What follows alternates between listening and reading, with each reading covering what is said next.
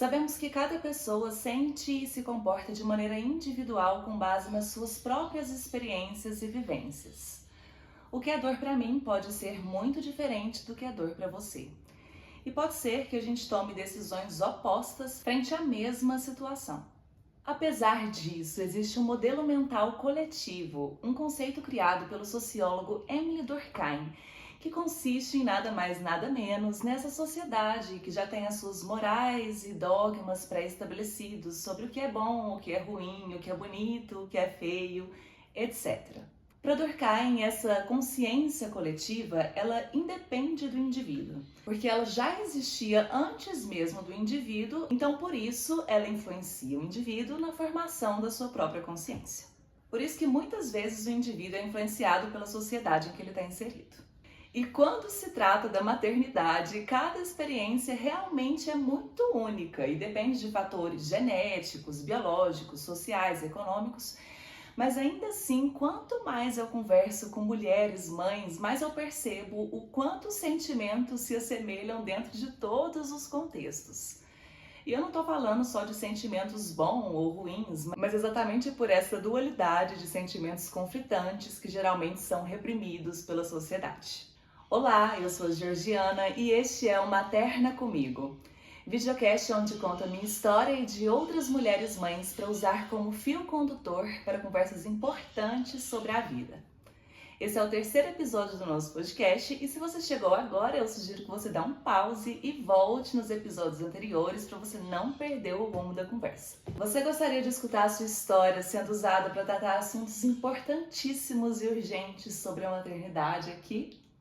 Mande o seu relato para o e-mail maternacomigo@gmail.com e lembre-se de especificar se gostaria que sua história fosse contada de forma anônima ou não.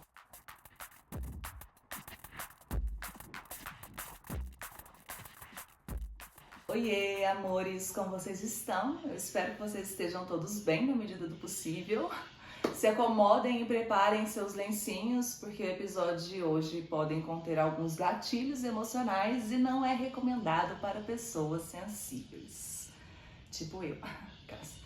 Tô brincando, eu adoro. Hoje eu vou terminar de contar o relato da Helena, que se você ainda não escutou, tá no episódio 2, que fala sobre gravidez na adolescência.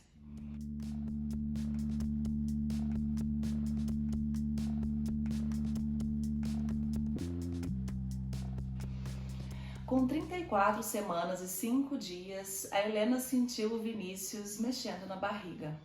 Ela sentiu ele subindo assim para a boca do estômago e pensou que ele tinha desencaixado da posição para o parto normal, sabe? Aí ela já imediatamente ligou para o médico que estava acompanhando ela, pediu para marcar mais uma consulta para ver se estava tudo bem e chegando lá, o médico descobriu que o Vinícius já estava sem batimentos cardíacos.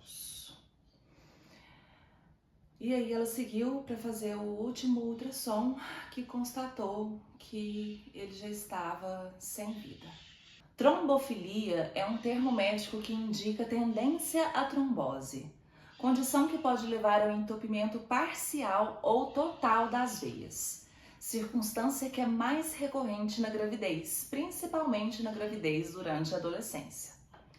Essa ocorrência pode resultar na morte do bebê ainda dentro da barriga.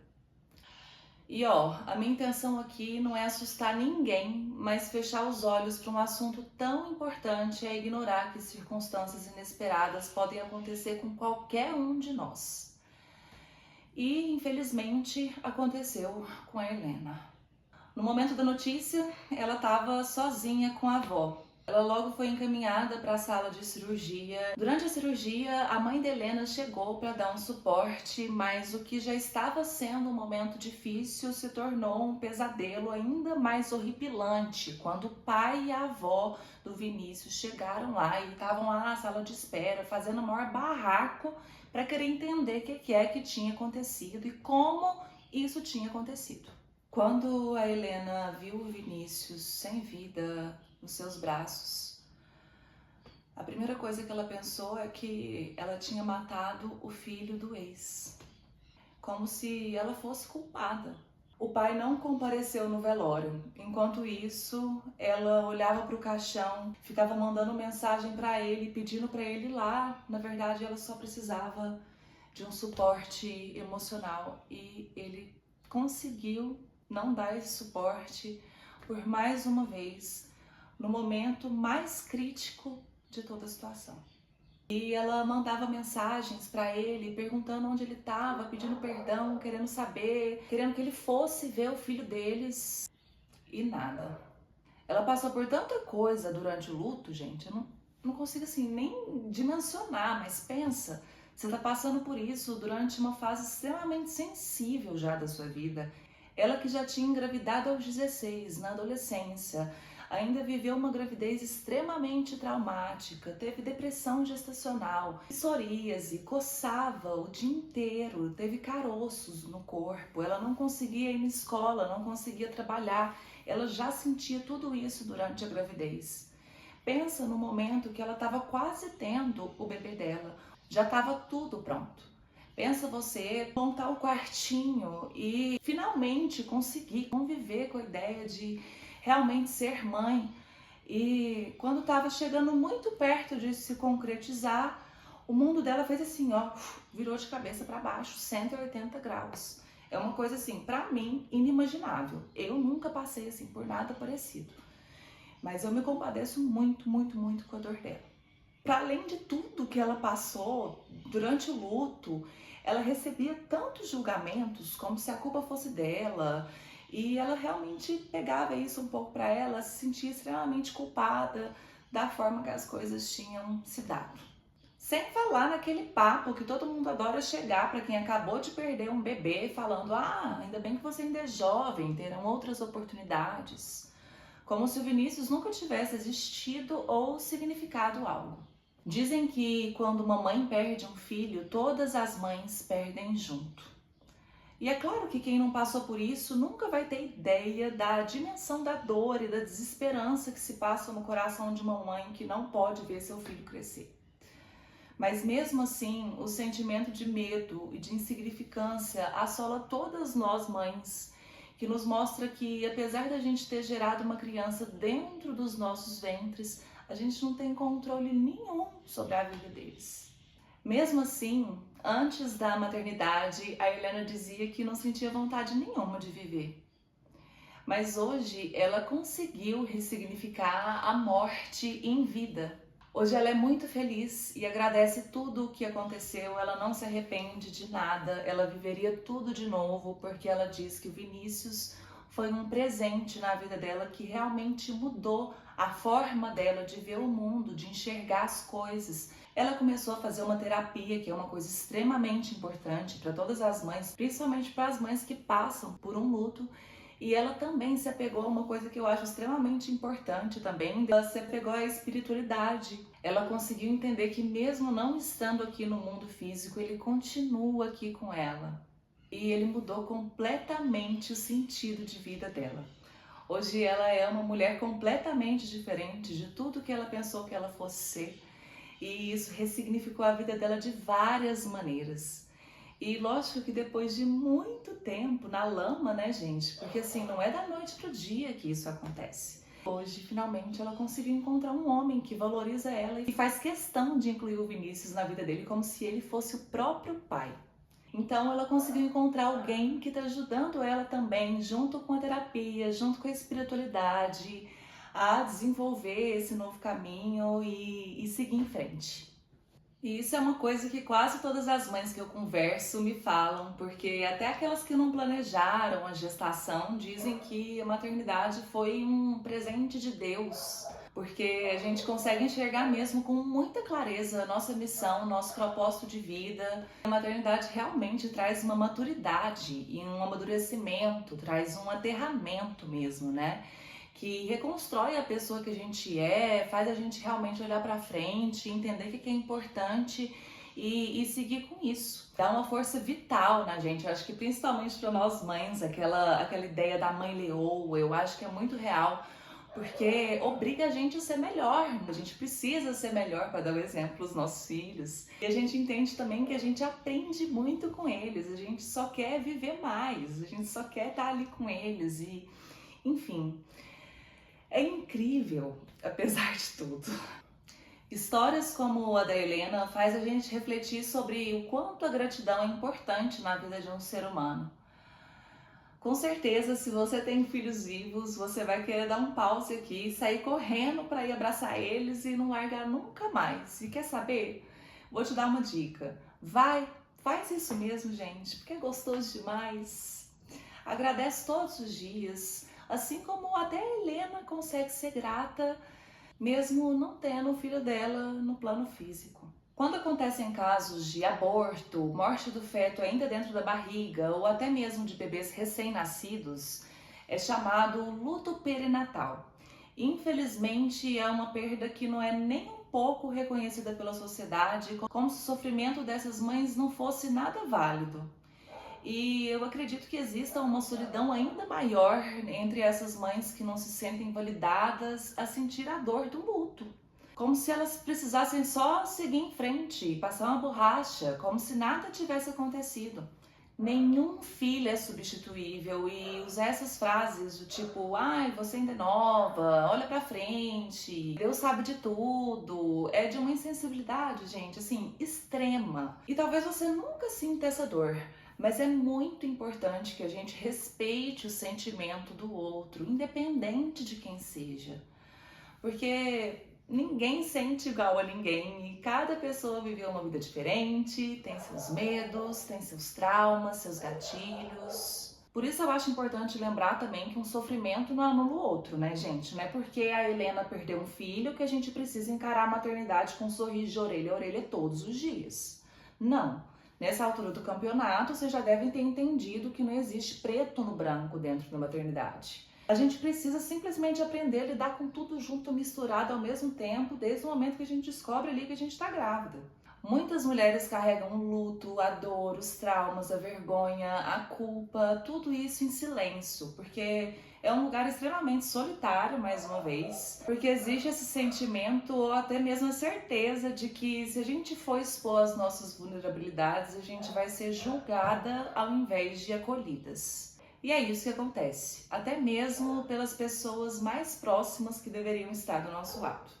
A minha gravidez, por exemplo, foi super saudável do início ao fim, sem nenhuma intercorrência, mas isso não anula o fato de que tenha sido extremamente difícil por outros motivos e fatores. Vocês entendem que como apesar das experiências serem individuais e únicas, geralmente a gente compartilha das mesmas sensações? Solidão, abandono, vergonha, culpa são alguns dos sentimentos recorrentes entre a maioria das mães, mesmo que elas mantenham esses sentimentos ocultos. Hoje, por exemplo, mesmo depois de ter passado mais de 10 anos da minha primeira gestação, eu ainda sinto tipo que uma retaliação da sociedade, sabe?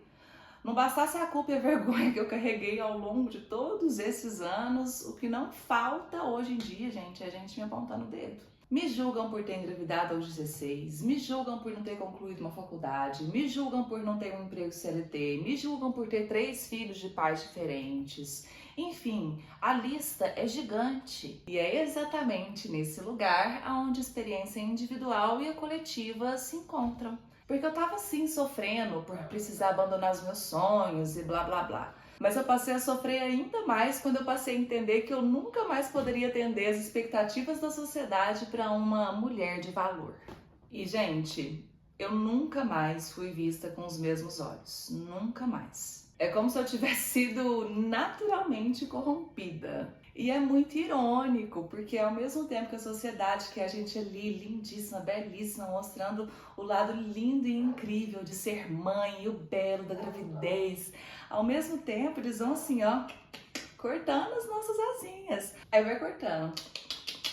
E aí você precisa fazer tudo além disso. E aí você não tem mais independência financeira, você não tem mais como sair com como fazer nada da sua vida, você não tem mais independência nenhuma, acabou. Então, assim, não sei, acho que talvez, assim, só talvez eu já teria conseguido superar 100% essa culpa e essa vergonha que eu ainda sinto um pouco, mas eu sinto ainda. Mas eu acho que realmente eu já teria superado se eu não tivesse sido tão retalhada pela sociedade. Porque aqueles sonhos que eu tinha antes de engravidar, hoje eu vejo que eles são infinitamente inferiores ao sonho que eu tenho hoje, sendo mãe desses meus 3 filhos lindos, e eu não trocaria isso por nada, nada, nada na minha vida. Mas você entende como que é difícil? Não existe uma maneira da gente se desvincular 100% desse olhar coletivo, porque ele acaba predominando mesmo. Eu queria sim conseguir viver minha vida plena aqui, ser valorizada no mercado de trabalho, conseguir viver a minha vida mesmo sendo mãe, ser vista com olhos de respeito ao invés de desprezo, ser vista como mulher, como ser humano, ser respeitada. Eu queria tudo isso sem sentir culpa, sem sentir arrependimento, sem sentir nenhuma dor. Mas é assim, né, gente? Como eu disse, ó, o liquidificador das emoções a todos os momentos, não acaba nunca. Mas, gente, pelo amor de Deus, não me confundam, eu não tô aqui pra falar mal da maternidade, pra meter o pau e pra reclamar e falar, ai meu Deus, como eu sou infeliz, coitadinha, sou uma vítima. Não, nada disso. O que eu quero aqui é exatamente explorar esses sentimentos e mostrar para vocês como a gente pode seguir, aprender a conviver com eles, e esse caminho é bem gostoso também. Eu preciso admitir sim que eu já fui essa mãe que falava, eu amo meus filhos, mas eu odeio ser mãe. Mas hoje eu amo a maternidade, simplesmente amo. Muito, muito, muito, muito mesmo. Eu amo meus filhos e eu também amo ser mãe. Sou extremamente grata à maternidade, muito, muito, muito mesmo, assim. É uma coisa tão indescritível, mas quem é mãe vai entender o que eu estou falando. É como se a gente visse ali com os nossos olhos o ciclo da vida, sabe? Quanto a natureza é perfeita, que realmente Deus existe e que Ele está aqui, que Ele está dentro da gente, que Ele está dentro de todos nós. Isso é tão gostoso de se sentir, gente, muito. Eu comecei a entender, depois de estudar muito, que o que me revolta mesmo é a falta de políticas públicas que realmente valorizem essas mães. E também, o que é muito importante, a falta de equalidade nas funções materna e paterna que foram estabelecidas. A gente precisa mudar esse olhar de que a criança é responsabilidade apenas da mãe. Infelizmente, hoje a sociedade não consegue ver a criança como responsabilidade de um todo. Tem aquele provérbio africano que vocês já devem ter ouvido milhares de vezes, que leva uma vida inteira para criar uma criança.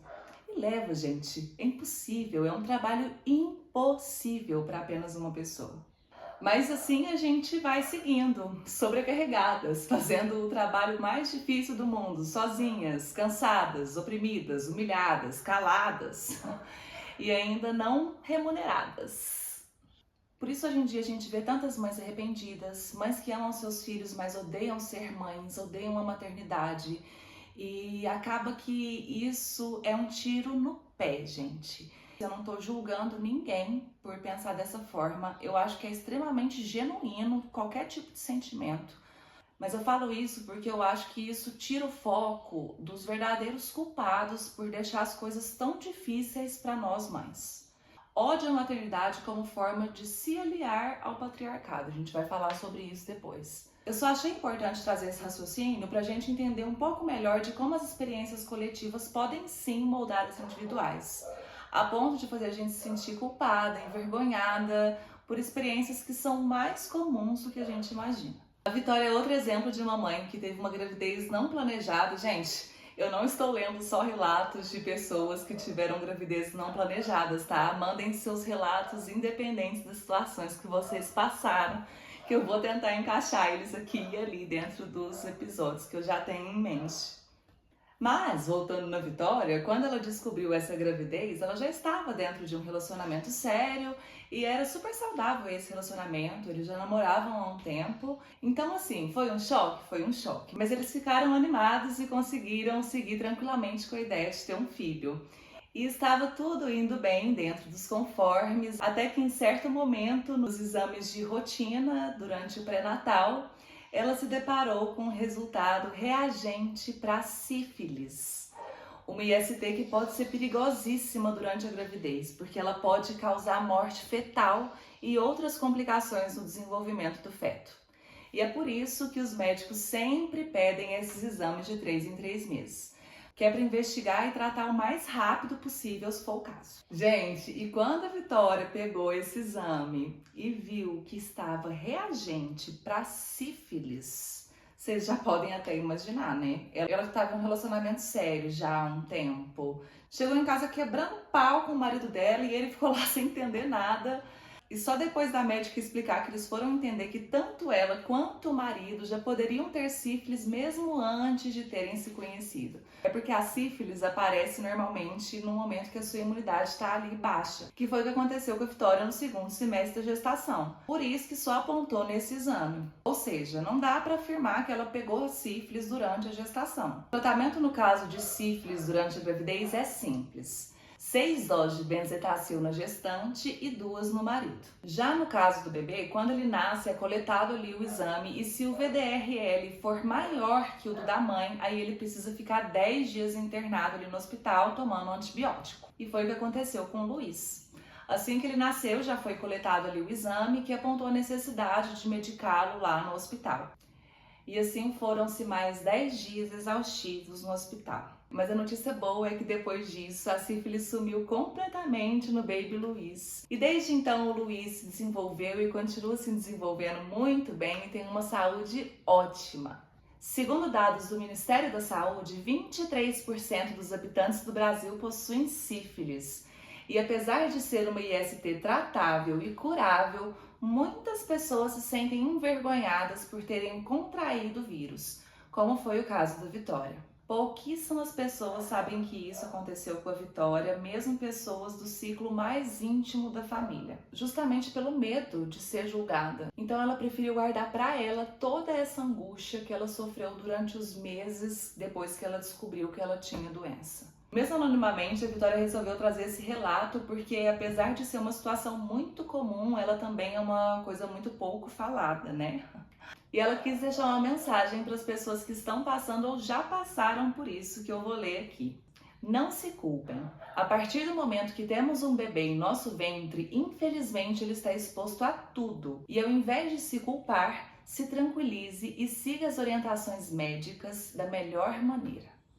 Não é o fim do mundo, tudo dará certo, acreditem na ciência e em qual for seu Deus. E lembre-se, pode acontecer com qualquer uma, ou seja, você não está só. Gente, não estava nos meus planos, mas depois que eu recebi o relato da Vitória, eu decidi colocar ele nesse episódio, porque eu acho que casou muito e a gente acabou falando sobre 2 doenças de risco que podem se apresentar durante a gravidez. Então eu acho importante ressaltar aqui que é indispensável que você faça todo o acompanhamento pré-natal caso você esteja grávida, hein? A maioria dos casos tem soluções. Então não se preocupem excessivamente e confiem no médico responsável pelo seu acompanhamento. E lembrem-se, vocês não estão sozinhas, nenhuma experiência é individual. Se você, assim como a Helena, perdeu seu filho, eu sinto muitíssimo, eu espero que você se sinta abraçada nesse momento. Todas nós mães sentimos muito.